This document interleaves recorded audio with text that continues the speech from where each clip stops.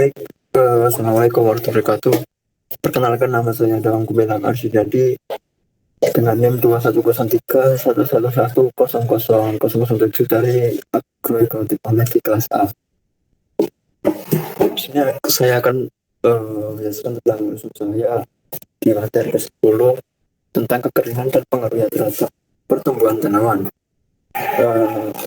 Kekeringan sendiri didefinisikan secara umum oleh ISKR 2009 sebagai kekurangan curah hujan dalam suatu periode waktu. Biasanya berupa sebuah musim atau lebih yang menyebabkan kekurangan air untuk berbagai kegiatan. Kelompok atau sektor lingkungan. Penyebab kekeringan nomor 1 yakni faktor meteorologi, merupakan ekspresi perbedaan presipitasi dari kondisi normal untuk suatu periode tertentu. Karena itu bersifat spesifik sesuai dengan iklim normal di suatu wilayah. Kedua, faktor hidrologi, pencabutan sehingga daerah tangkapan air menjadi lan gundul. Hal ini menyebabkan bertambahnya koefisien runoff dan berkurangnya resapan air ke dalam tanah. Ketiga, yakni faktor agronomi, pola tanam yang akan mempengaruhi efektivitas dan efisiensi pemberian air. Yang keempat, yakni faktor prasarana sumber daya air. Yang kelima, yakni faktor penegakan hukum.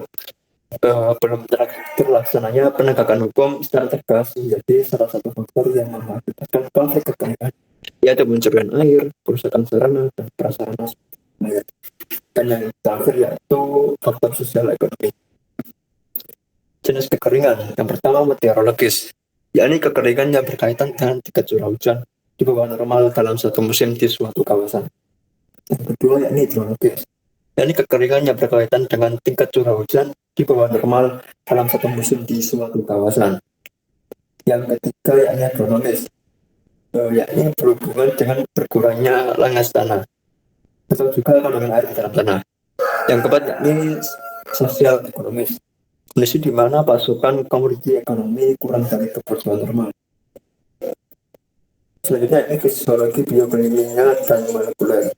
Respon fisiologi, adapun adaptasi tanaman terhadap ancaman kekeringan. Tanaman tempat dan CAM telah mengembangkan strategi dalam penangkapan CO2 untuk pembentukan bola pada kondisi ketersediaan air yang terbatas. Metabolisme ini melibatkan asimilasi CO2 pada CAM serta tanaman tempat telah mengembangkan mekanisme yang efisien dalam penangkapan CO2 oleh residu. Respon biokimia, adaptasi biokimia, penyusunan osmotik, yakni akibat dari sintesis metabolit baru. Sehingga senyawa metabolit ini adalah molekul hidrofilik yang memiliki kelaratan tinggi, yang mampu memproduksi permukaan solvasi yang menangkap air selama ketersediaan air terbatas. Selanjutnya ini respon molekuler, terjadi perubahan dalam pola ekspresi pada tanaman yang mengalami kekeringan, mulai dari ganya bentuknya dalam respon awal seperti sinyal transduksi, faktor transkripsi dan translasi, sampai pada gen-gen yang respon di ujung seperti transport air, keseimbangan osmotik, stres oksidatif, dan perbaikan dari kerusakan. Selanjutnya ini respon adaptif, yakni konsekuensi dari terjadinya perubahan ekspresi tersebut meliputi pengembangan awal dan penghambatan pertumbuhan. Terima kasih, sekian dari saya. Wassalamualaikum warahmatullahi wabarakatuh.